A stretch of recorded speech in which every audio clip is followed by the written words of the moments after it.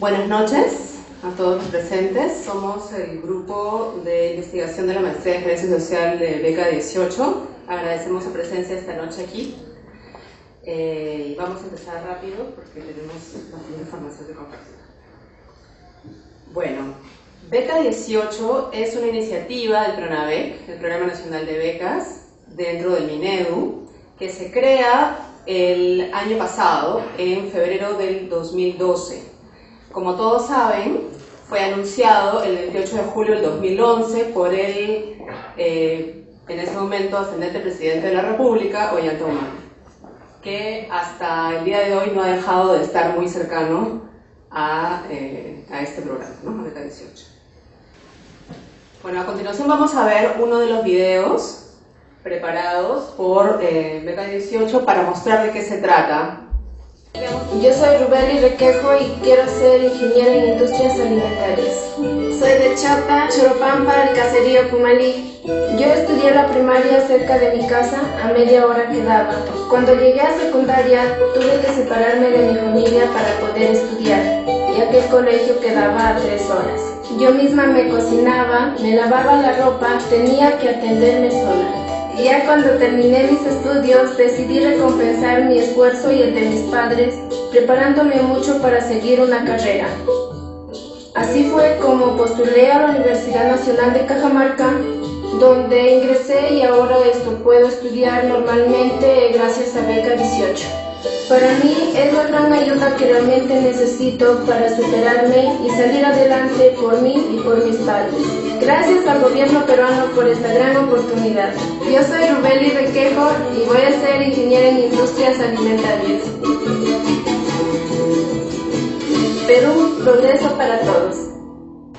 En noviembre de 2011, a través del Decreto Supremo 17-2011, se crea el Programa Nacional de Becas para ser insertada en el INABEC en enero de 2013. Pero vamos remontando que INABEC, ya en sus 40 años de funcionamiento, ellos no tenían una oferta propia de becas, solamente canalizaban las becas de otros cooperantes internacionales. Tampoco se tenían oficinas descentralizadas que podían hacer viable el objetivo del programa Beca 18, que era otorgar becas a jóvenes con altos rendimientos económicos y de escasos recursos. Es así que en el 2007 se cambia de nombre del Instituto Nacional de Becas y Créditos Educativos a la Oficina de Becas y Créditos Educativos, dándole una autonomía administrativa y financiera.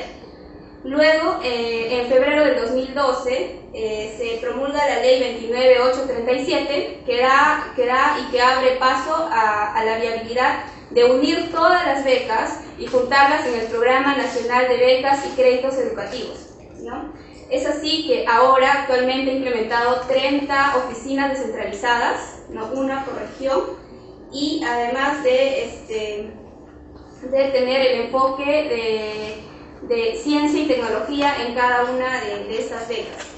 Podemos decir también que el tema de becas ya se venía realizando de manera no coordinada, porque se tenía distintas leyes de diferentes becas, y también se tenía una percepción de que estas becas eran dirigidas por intereses, ¿no? Es así que Beca 18 implementa estrategias que ya la vamos a ir explicando más adelante.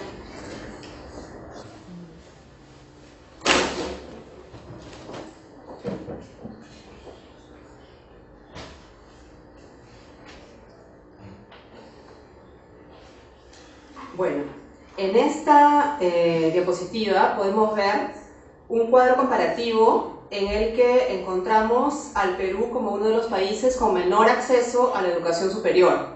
Podemos observar claramente cómo Argentina, Uruguay, Chile y Venezuela encabezan la lista con 67, 64, 52% respectivamente de la población con acceso a la educación superior. Es decir, que más de la mitad de la población de estos países accede a la educación superior. Nosotros, en cambio, tenemos solamente un 35% de nuestra población con acceso.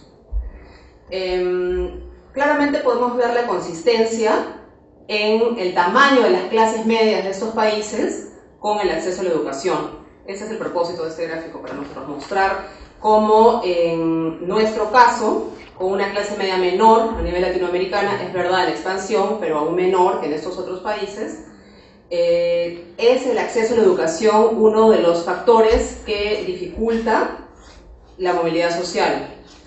Por tanto, la situación de pobreza viene a ser un determinante en la calidad educativa y el acceso a la educación superior.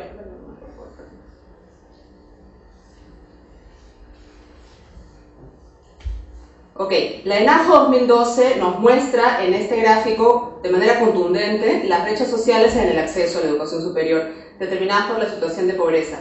Vemos cómo el 2.8% aquí, en comparación con el 67% del grupo de pobreza extrema, tiene o no tiene acceso a la educación superior. A diferencia del 36% y 46% de las personas que componen el grupo de no pobres que sí tienen acceso a la educación superior. Es simplemente un cuadro que quiere mostrar las brechas sociales en el acceso. A ver, una cosa que sí sería importante señalar aquí es que las brechas sociales en nuestro país, que es un país básicamente centralista, con un 30% de la población viviendo en Lima, somos un poco menos de 9 millones de personas en Lima, tenemos unos privilegios muy claros por el lugar donde nacemos, por la etnicidad que tenemos, por el género que tenemos. Ese es uno de los propósitos, de los objetivos de Vencer para Beca 18.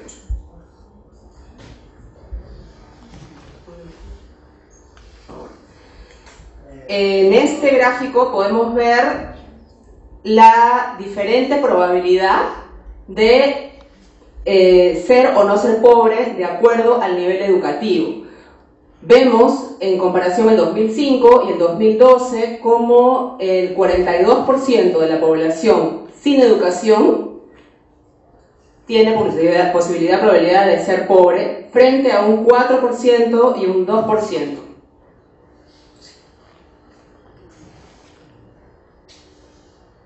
Bueno, acá merece la pena mencionar el hecho de que la expansión de las clases medias a nivel mundial se basa en el acceso a la educación superior. Es decir, en el Asia, América Latina, Argentina, Brasil y el Perú, el acceso a la educación superior está determinando la ampliación de las clases medias, que van en sintonía con la expansión de la economía.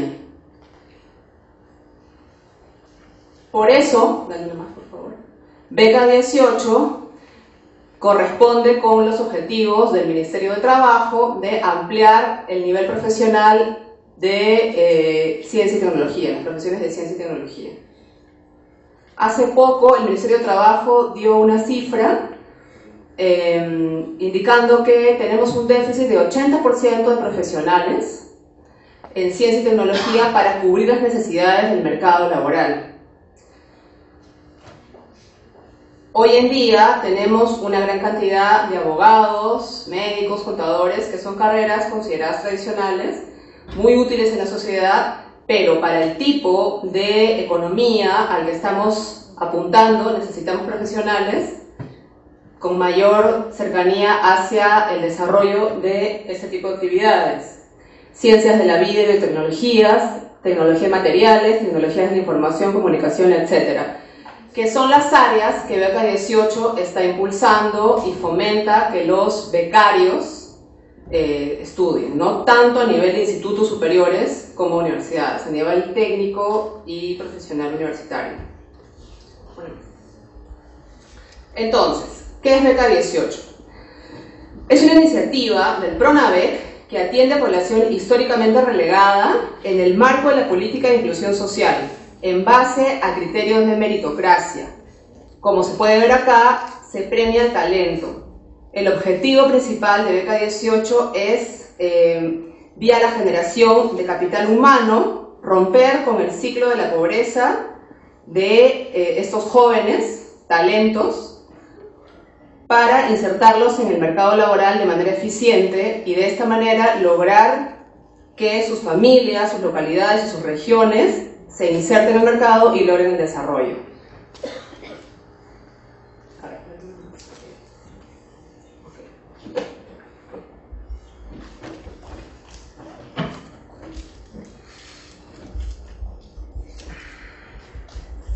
Bien, buenas noches. Yo les voy a hablar de los objetivos de Beca 18. Luego de escuchar la problemática que nos acaba de hacer conocer nuestra compañera, tenemos que Beca 18 plantea como objetivo central el mejoramiento de las oportunidades para el acceso, permanencia y culminación de una educación de calidad de jóvenes talento que se encuentran en situación de pobreza o de pobreza extrema. Bueno, esto es este es pues uno de los objetivos principales que plantea Beca 18 y que tiene que ver con la superación de estas dificultades que ya mencionamos anteriormente. Beca 18 tiene 4 modalidades: modalidad ordinaria, modalidad de las Fuerzas Armadas, modalidad BRAEN y modalidad REPARED. El caso que nos trae esta noche es modalidad ordinaria. Esa es la que vamos a trabajar hoy día. ¿Por qué? ¿Por qué hemos elegido modalidad ordinaria? Porque reúne el 90% de la beca de Beca 18, y también porque tiene representatividad nacional y porque trabaja en colaboración con más de 60 instituciones educativas de educación superior, entre públicas y privadas, ¿no? Facilitando de esta manera una mejor cogestión con la sociedad.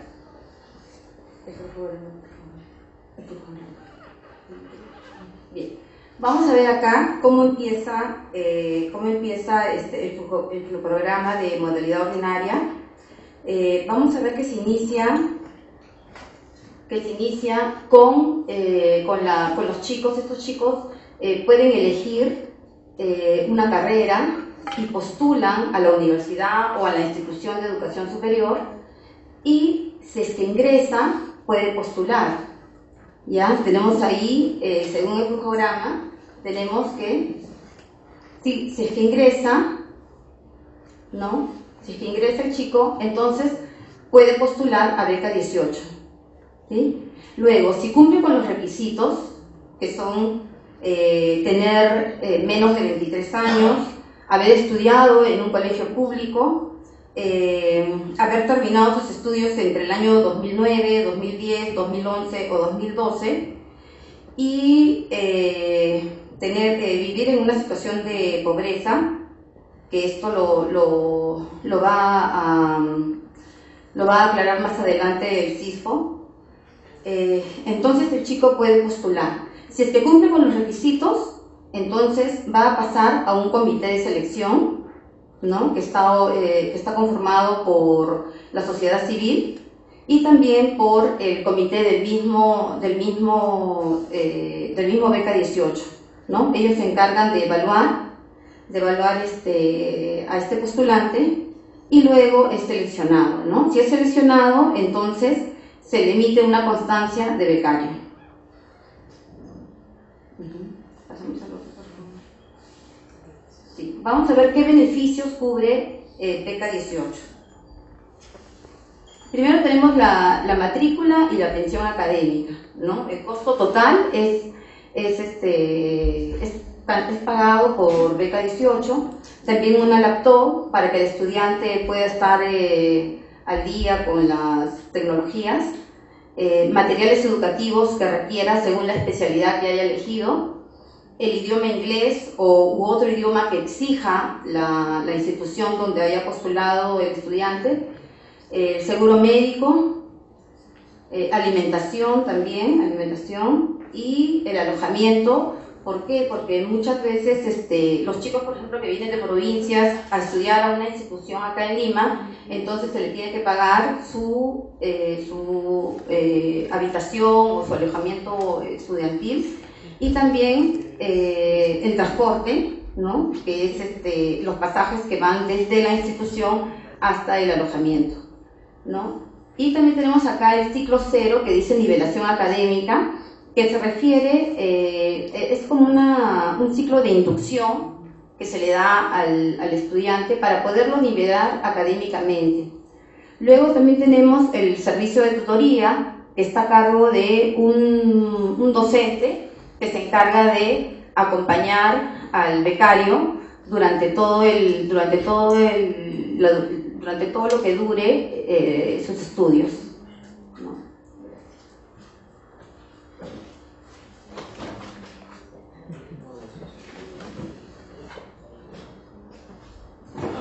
Buenas noches. Yo hubiera preferido un micro más móvil, pero así creo que vamos a tener que hablar el día de hoy. Antes de empezar de lleno con lo que yo tengo que decir, me gustaría primero precisar por qué es necesario explicar una propuesta como Beca 18. Primero, porque es la primera vez en toda nuestra historia que un gobierno se decide invertir dinero en formar capital humano. Segundo, porque trabajar en educación superior representa una posibilidad doble, porque tienes un pie en el Ministerio de Educación y un pie en el sistema de trabajo, en el modelo productivo de este país.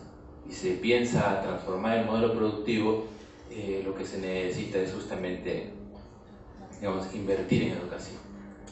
Y tercero, porque es un programa con mucha injerencia política, con mucha representatividad política, y al no haber antecedentes de programas de becas en este país, entonces no podríamos darnos el lujo de esperar el final del programa para analizar los procesos, ¿no? Para ver las experiencias que se han aprendido, sino analizarlo en el transcurso para identificar cuellos de botella, identificar problemas en los procesos que se implementan y tratar de solucionarlos, ¿no?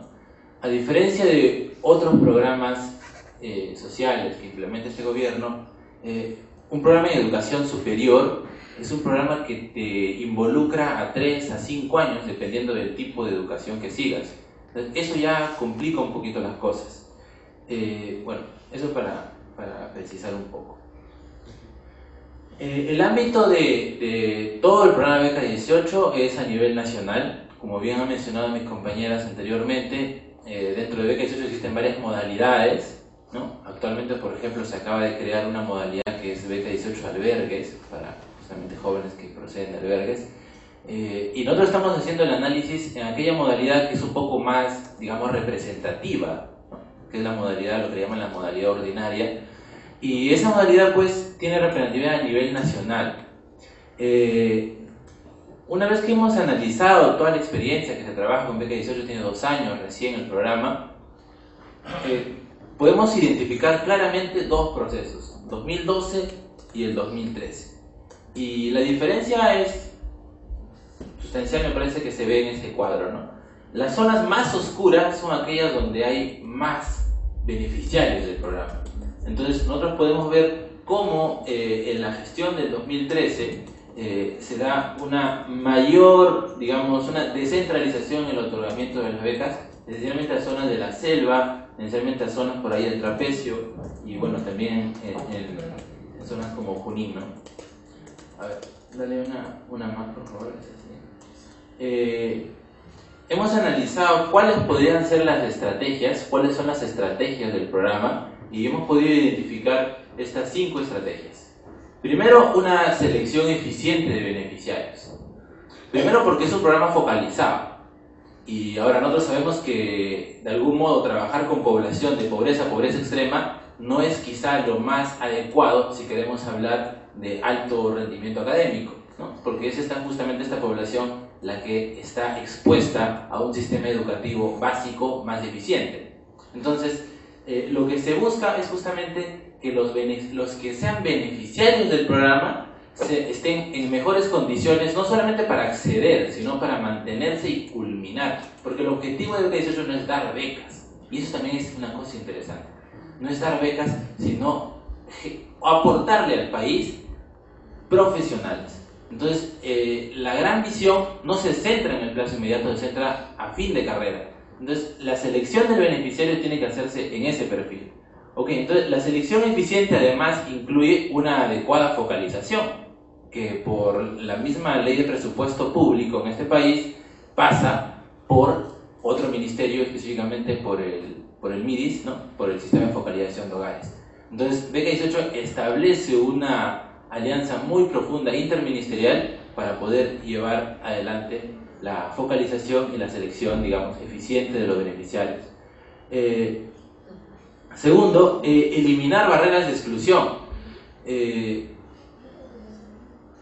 Análisis que se pueden hacer de la problemática del acceso a la educación dan cuenta que, por ejemplo, en los últimos 50 años la brecha de género se ha cerrado. O sea, no hay mucha diferencia, bueno, eso es lo que dice una investigación hecha por el profesor Yamada, se ha cerrado, no hay mucha diferencia en acceder a la educación superior en tanto hombres o mujeres.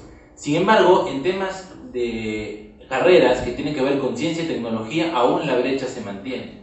Ahora, el mismo hecho de acceder a la educación superior es un factor de exclusión, porque implica movilización de la persona hacia la capital, pago de la carpeta de postulación.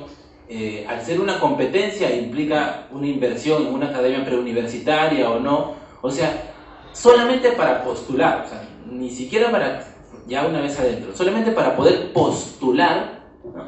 Ya se establece un factor de exclusión que ahí me pareciera es donde justamente existe la barrera de género, porque poblaciones más alejadas siempre se va a tender a beneficiar en esta inversión inicial al caso de los varones.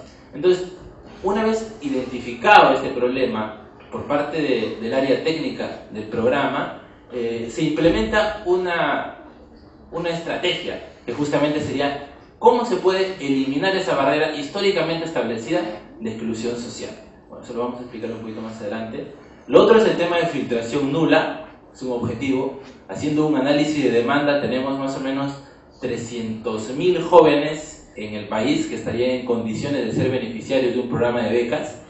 Y bueno, y Beca 18 apenas da 5.000 becas al año, entonces no se puede dar el lujo de no ser focalizado, ¿no? O sea, mejor dicho, si se va a ser focalizado por una cuestión ya históricamente determinada por las políticas, digamos, que inspiran a un país como el nuestro, se tiene que hacer una focalización que sea lo más efectiva.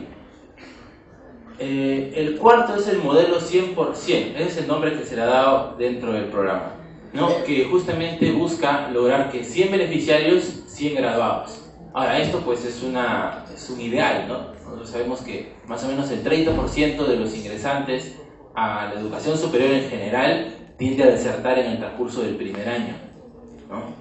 Ahora, en poblaciones excluidas, en riesgo, eso tiende a ser un poquito, no existen estudios sobre esto, pero se puede pensar que es un poco mayor. Entonces, esto es un reto bastante grande, ¿no? El modelo 100%. Y finalmente, priorización de carreras profesionales para trabajar con áreas que tienen que ver con el Plan Nacional de Ciencia y Tecnología elaborado por CONCITEC en el 2006 al 2020. Ok, entonces este plan justamente plantea cuáles podrían ser, o mejor dicho, cuáles deberían ser las carreras que tiene que invertir este país o los profesionales que necesita este país para justamente funcionar como un país desarrollado o intentar transformar el modelo productivo de extracción primaria a un modelo distinto. Ahora, cuando uno habla de carreras priorizadas y habla de ciencia y tecnología, digamos, el pensamiento superficial nos llevaría a pensar, ciencia y tecnología debe ser puras ingenierías, ¿no? Y eso más o menos es lo que nosotros encontramos cuando analizamos las carreras priorizadas en el primer año de gestión del programa, ¿no? Carreras esencialmente centradas en ingenierías y en asistencia en carreras técnicas, técnico-productivas. Ahora, cuando hemos conversado con la gente que trabaja en el segundo grupo, digamos, del segundo año, la segunda gestión, hemos visto una apertura y una lectura más, digamos, consciente y más realista del Plan Nacional de Ciencia y Tecnología, porque siendo un país tan multicultural, tan ricamente tradicional, tan históricamente sorprendente, ¿por qué, por ejemplo, no utilizar eso como materia prima? Entonces, este año, una de las carreras priorizadas es la carrera, por ejemplo, de diseño de modas, ¿no? Y podrían decir, oye, pero ¿qué tiene que ver diseño de modas con una carrera de ciencia y tecnología?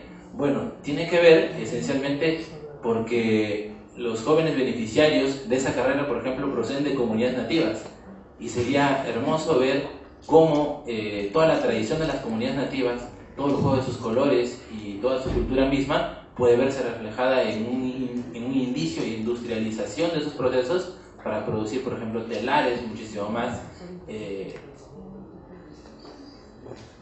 Bueno, quizá acá Lacan tendría razón, ¿no? La palabra no alcanza. Ya.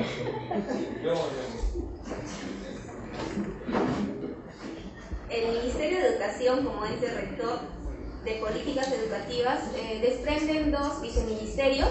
El primer viceministerio es de gestión pedagógica, el segundo y el que nos interesa es de gestión institucional, donde se adscribe el PRONAVEC.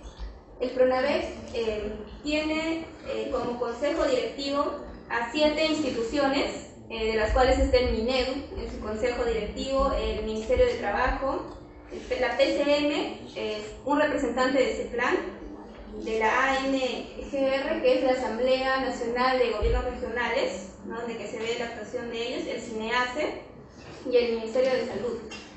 Dentro de este sistema, en el órgano de línea, nos ubicamos en la oficina de becas de pregrado.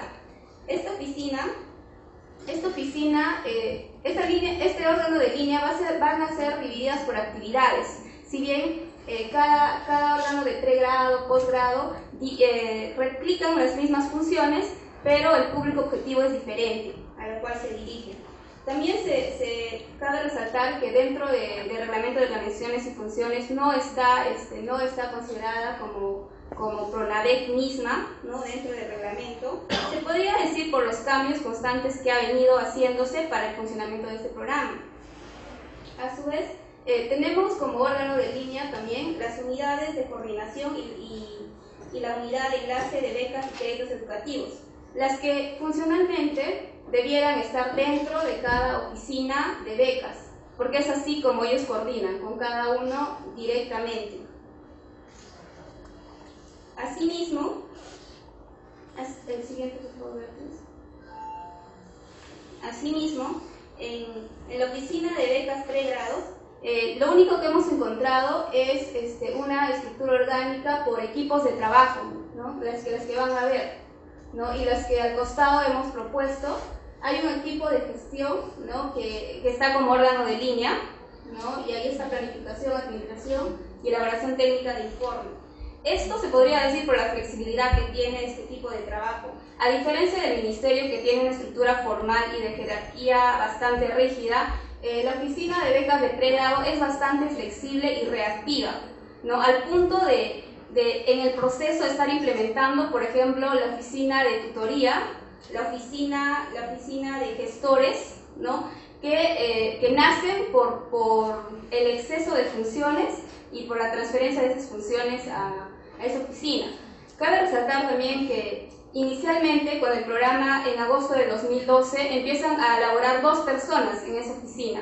En noviembre se empieza a ampliar a 10 personas y actualmente son 56 personas, de las cuales el 50% es CAS. Entonces estamos hablando de una contratación de personal de manera desprogramada y no planificada, ¿no?, y de manera reactiva. También en abril de este año recién se implementa los gestores. Los gestores van a ser las personas que van a ayudar a los becarios a conseguirles alojamiento, a ver actividades extracurriculares, a, por ejemplo, ver si tienen algún problema o algunas de esas cosas. Función importante, que ahora en promedio cada gestor se está ocupando de 150 personas, ¿no? Pero cabe resaltar que eso no estaba previsto, ¿no? Recién en abril se implementa eso, ¿no?, y que también debería tener un área específica dentro de la estructura, porque al ser ahora una oficina importante y al ser una oficina que ejecuta y que hace viable que estas becas lleguen de manera eficiente a los estudiantes. También esta oficina tiene el privilegio, es la única oficina que tiene la unidad de evaluación y gestión de evidencias. Esta oficina cumple 2 funciones. A la vez cumple la función de ser asesor de la oficina de becas de pregrado y a la vez de generar evidencias de todo el proceso y de sistematizar estas evidencias que van a ser transmitidas, ¿no?, por el director ejecutivo, ¿no? Ellos se encargan netamente de hacer toda la información, todo el paquete de información que van a ser transmitidas. Y eso también por el apoyo político, ¿no?, y porque también tienen algo que decir del programa. El comité especial. El comité especial al 2013 la conforman 4 personas. ¿Qué hace el comité especial? El comité especial tiene la responsabilidad de resolver los incumplimientos de los becarios. Entonces, actualmente tenemos más de 5.000 becarios. Imagínense la carga laboral que tienen estas 4 personas para resolver todos los incumplimientos que tienen estos becarios, ¿no? Y ahí también hay una saturación de funciones. También en esta área se va a ver que hay mucha duplicidad de función de la estructura mayor. ¿Y esto por qué? Porque ellos tienen aparte su planificador, aparte varias áreas que duplican, que bien podría ser la estructura mayor, pero ellos quieren tenerlo aparte. ¿Por qué? Porque quieren agilizar sus procesos, porque si se van a hacer los trámites normales demorarían más, y como este programa tiene bastante apoyo, entonces eso le facilita tener resultados más rápidos. El tipo de liderazgo es oligárquico, o sea, hay mucha concentración de confianza, entonces lo que ellos decidan se implementa de manera inmediata. Es una reacción bastante rápida de este tipo de trabajo.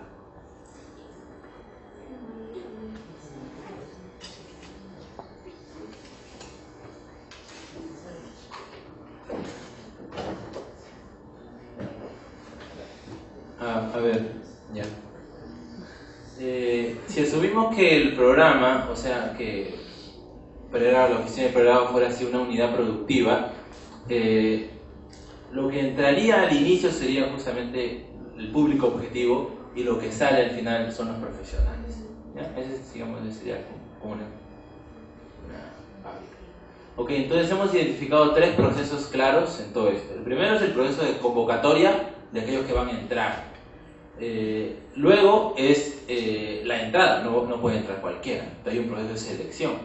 Y luego, una vez que ya entraron, el monitoreo de los mismos hasta que se gradúan. Entonces estos 3 procesos están bien claros dentro del programa y a partir de ellos se establecen una serie de actores y acciones que justamente vamos a ir relatando.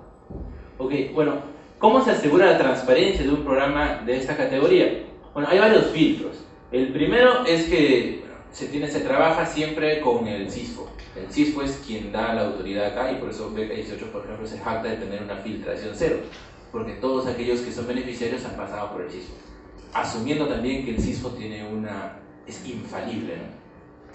Que no lo es. Segundo, justamente porque ya se asume que no lo es, existe un comité paralelo. Un beneficiario para postular a Beca 18, una persona cualquiera que quiere postular a Beca 18, necesita primero tener su constancia de haber ingresado a la universidad o al instituto y luego tener una notificación que le otorga lo que le llaman el Comité de Validación Descentralizada, que sucede en cada una de las UGELs a lo largo del país y que está conformada por personal de la sociedad civil, de ONGs, de asociaciones que trabajan a nivel local, de empresas que hacen, por ejemplo, medidas de responsabilidad social o de gobiernos locales. Okay, entonces, esos son los miembros que no tienen nada que ver con el programa y que constituyen estos comités de validación descentralizada. Todos ellos pasan la entrevista a cada becario y, por un lado, definen la condición socioeconómica porque al ser comités locales hay mayor probabilidad de que se conozcan todos. Un beneficiario tiene que pasar por el comité local de su localidad. Yo, por ejemplo, si quiero postular, soy de Lima, tengo que pasar por el comité local de una UGEL de mi zona. No puedo irme a Puno a pasar allá al comité porque ahí no me conocerían. Entonces, el comité de validación descentralizada me otorga una condición de apto. El programa no entra a tallar. Si el comité dice no apto, simplemente el postulante queda fuera. El programa no duda del valor que pueda tener el Comité de Validación Descentralizada, y eso justamente ha sido ya reconocido el año pasado como una buena práctica en gestión pública, ya que genera espacios, digamos, donde la misma sociedad civil puede participar eligiendo los beneficiarios de algún modo.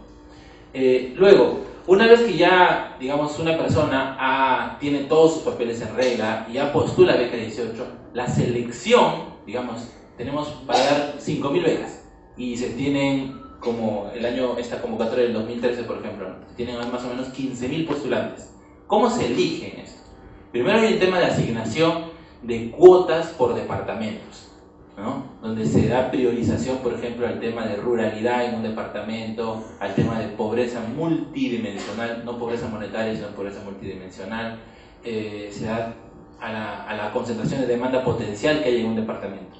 Luego se da una cuota por institución, donde se utilizan rankings, estudios de empleabilidad que definen, por ejemplo, qué institución debe tener, y obviamente también un análisis de infraestructura y de las bondades de la institución y de la experiencia que puede tener trabajando con población excluida, y se asignan las cuotas.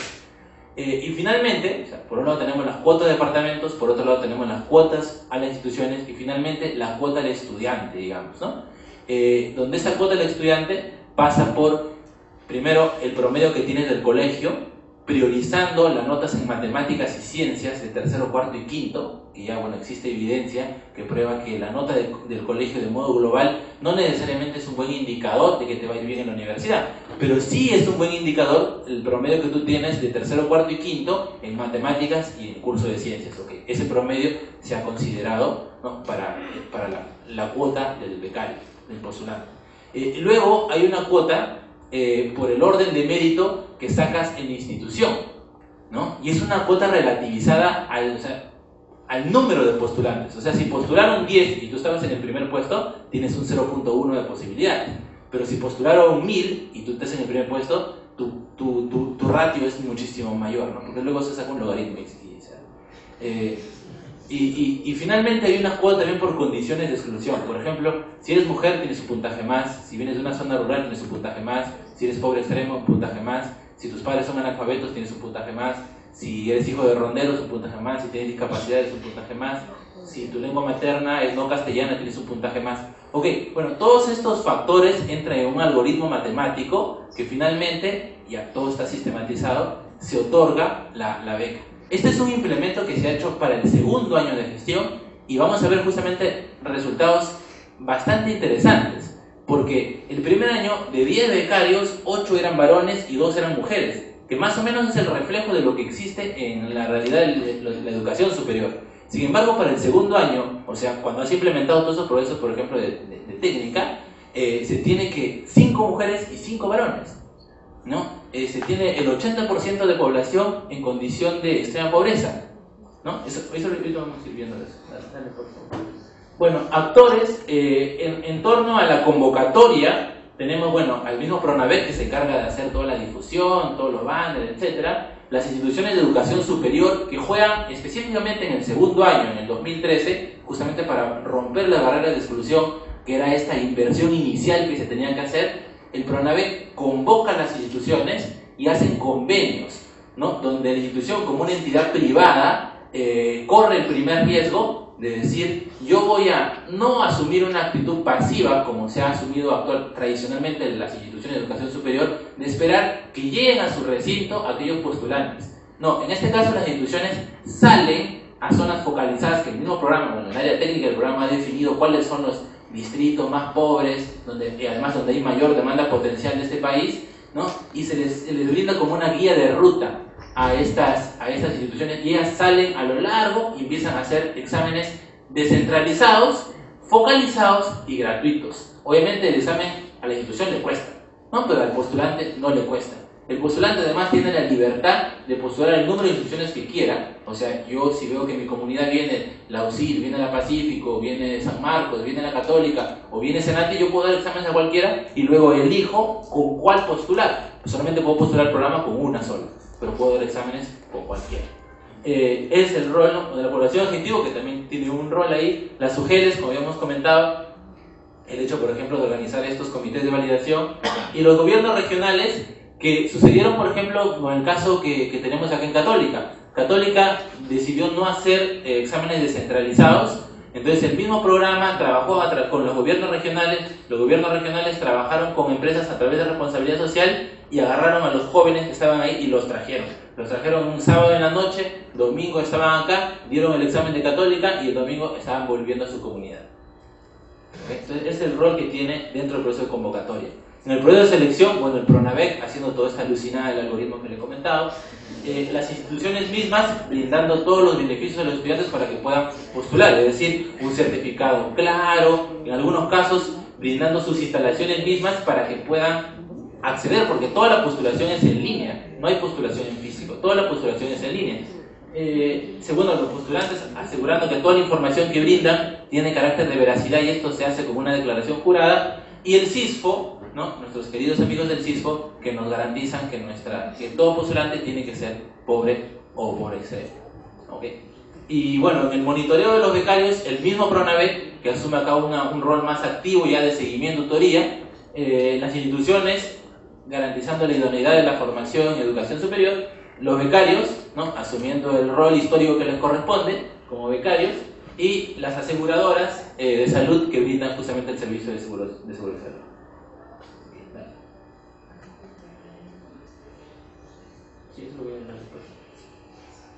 Bueno, una de las instituciones que más involucró en el proceso del 2013 es justamente la Universidad San Ignacio de Loyola, a través de un financiamiento que reciben del BID.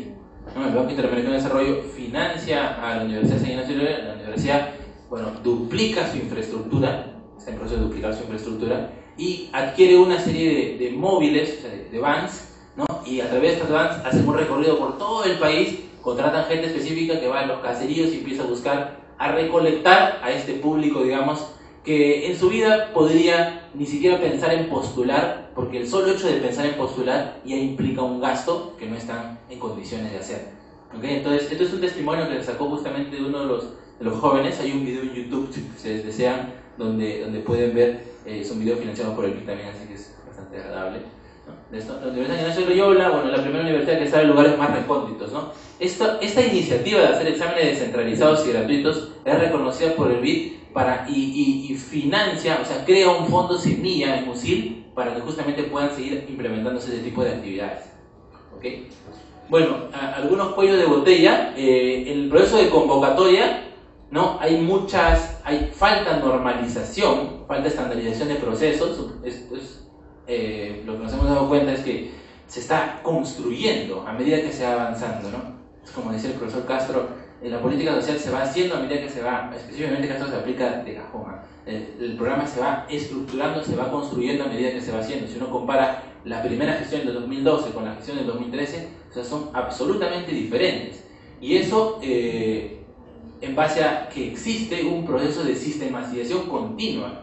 Una de las ventajas de este programa es que tiene una unidad de evaluación y evidencia. O sea, no tiene que esperar al final y contratar un consultor para que le haga un análisis de sistematización, sino que la sistematización la van haciendo en el pleno proceso, o sea, lo va trabajando en caliente, digamos. Entonces, tiene muchas publicaciones, tiene muchos, por ejemplo, no creo que exista un programa actualmente en el país que tenga un área de investigación ahorita intentando publicar en journals, ¿no? Los beneficios de un programa de becas. Entonces, eso me parece que es interesante, ¿no? Bueno, entonces, en ese proceso falta todavía una serie de estandarización que definan muchas funciones, ¿no? De tal forma que tenemos, por ejemplo, ciertos departamentos como Loreto, donde se ha pasado, hay un incremento de postulantes del 2012 a 2013 casi el 300%, y otros departamentos como Tacna, como Arequipa, donde el incremento de postulantes del 2012 a 2013 prácticamente es similar. O sea, no ha habido un mayor incremento de esos niveles. Entonces, es porque las unidades de enlace regional, que son los órganos de línea descentralizados, no tienen todavía funciones claramente definidas que se basen en resultados y que justamente gobiernen su actividad, ¿no? El segundo, bueno, es que la población tampoco está acostumbrada a declarar la verdad. Entonces muchas veces dicen, sí, yo vivo acá en esta casita, pero no te declaran que tienen una flota o otro lugar, ¿no? Bueno, el tema del CISFO, ese también es un tema bastante interesante. Nosotros, por ejemplo, tenemos que el CISFO tiene coberturado solamente al 30% de los postulantes de beca 18. O sea, el 70% de postulantes se quedan afuera del programa solamente porque el CISFO no les da la categoría de pobre extremo.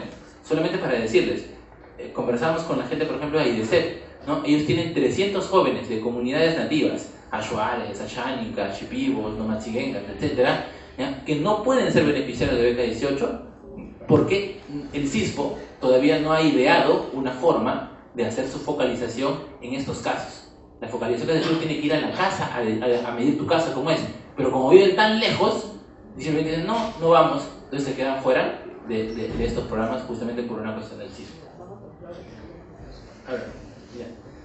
Bueno, esta es una joven, así, ahí sí creo que es necesario, porque yo cuando vi este certificado me dio bastante envidia. Entonces, es una chica que tiene 19.5 de toda la secundaria, tiene matemáticas, tiene 20, creo que ahí un grupo, una clase tiene 18, así. La madre es constructora de sombreros de paja, está en condición de pobreza extrema, bueno, viene de Cajamarca y bueno, actualmente es beneficiaria del programa, ¿no? Dale que sigue. Este joven es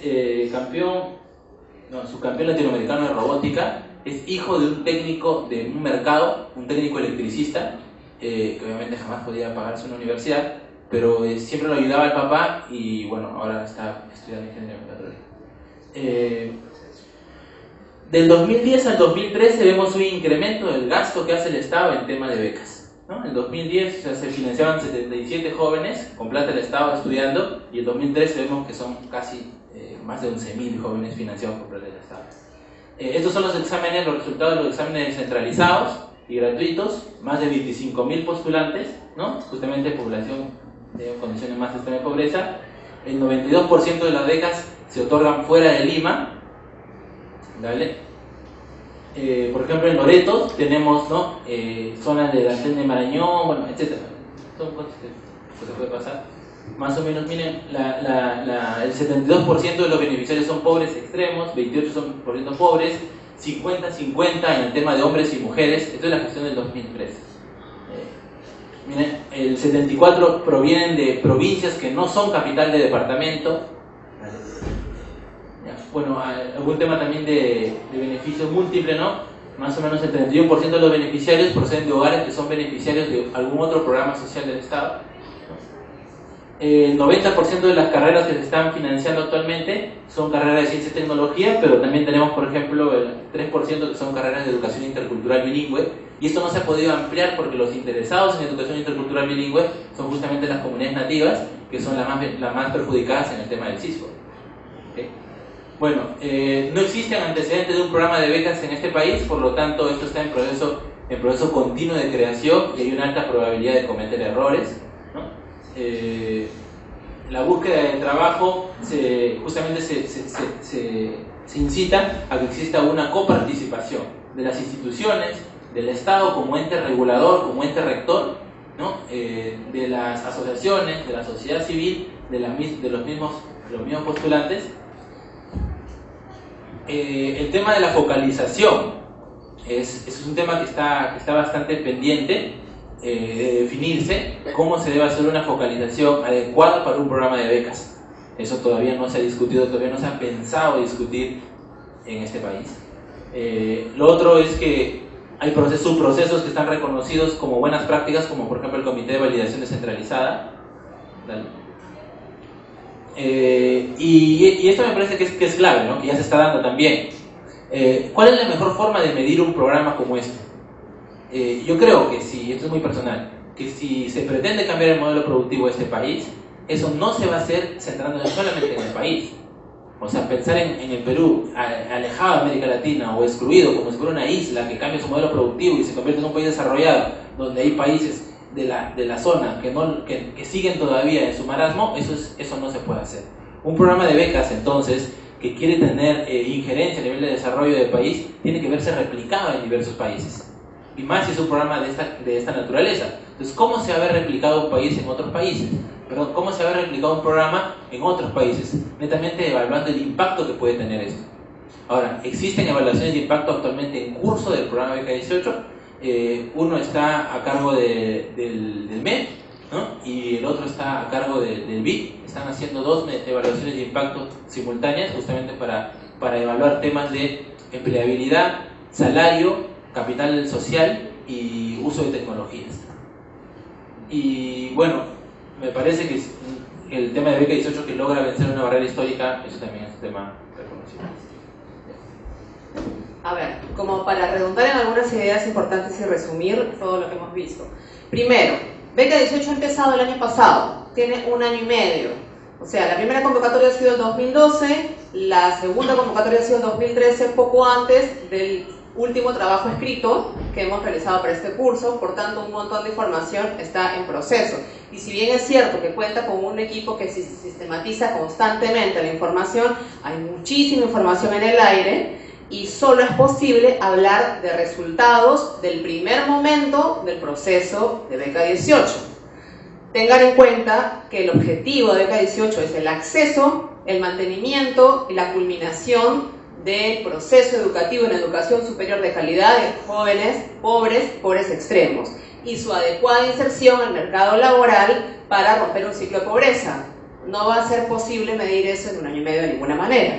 Los resultados que hemos mostrado acá, inclusión social, descentralización, etcétera, etcétera, solo corresponden a la evaluación del primer año de gestión y una intuición de lo que viene siendo este segundo año 2013. Ahora, la gestión técnica de Beca 18 en 2012 es muy diferente de la del 2013.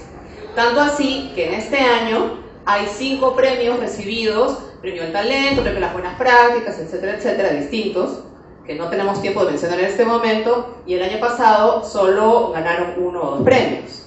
La gestión de este año es mucho más técnica y es por eso que se ha multiplicado el beneficio para el programa. Profundizando un poquito más en el tema de liderazgo y capacidad de decisión, sí es importante decir que así como hemos visto en las otras exposiciones, esta es la 4ª sesión, Beca 18 concentra muchísimo poder en las cabezas de este año, que tienen menos de 1 año de gestión. También es importante decir que es un programa en el que el presidente de la República tiene directo corazón. Probablemente más que los demás, nuestras compañeras de la excelente exposición de Caliwarma dicen que es el programa con más beneficio del Estado. Es posible, pero bien difícil pensar que haya otro en el que Ollanta esté tan metido como en Beca 18. Podemos ver, hemos estado haciendo una revisión de YouTube de los videos y él se encarga personalmente de dar las becas, por ejemplo, en los casos de Fuerzas Armadas y BRAE, y hace un monitoreo constante con los directivos. El liderazgo de Beca 18 está muy concentrado en las cabezas y eso es un riesgo, así como facilita la operatividad y las decisiones del programa, es también un riesgo para la sostenibilidad del programa, porque es demasiado personalizado. Otro problema que encontramos es la sostenibilidad. Este año el presupuesto es de 300 millones aproximadamente, se ha triplicado en comparación con el año pasado. El gasto de 80% de esos 300 millones está concentrado en el subsidio directo a los becarios. Imagínense. Una cosa importante que en los cuellos de botella estaba escrito pero que no tuvimos tiempo de revisar es que muchos de los jóvenes el año pasado estuvieron inconformes con la calidad educativa recibida en universidades de provincia por los grandes problemas de huelgas, temas administrativos, etc. Y este año las universidades mencionadas, la San Ignacio, la Católica, etc., llegaron hacia los lugares de pobreza extrema y eso ha hecho que el gasto se multiplique. Es distinto que un joven, como vimos en el mapa, del Cusco estudie en la Universidad de Cusco a que vengan a la Católica, ¿sí? La universidad cuesta la vida, cuesta el pasaje y este país no tiene una infraestructura adecuada para recibir población universitaria migrante. Entonces hay un montón de cosas que decir, pero bueno, probablemente nos quedemos en las preguntas porque si no. Gracias por su atención.